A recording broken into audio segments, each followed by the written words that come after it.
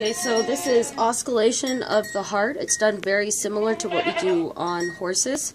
The tricep is pulled back, or I should say forward.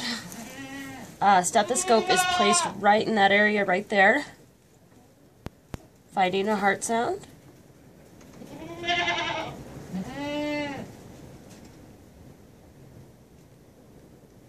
And I can auscultate her heart very well, normal rhythm.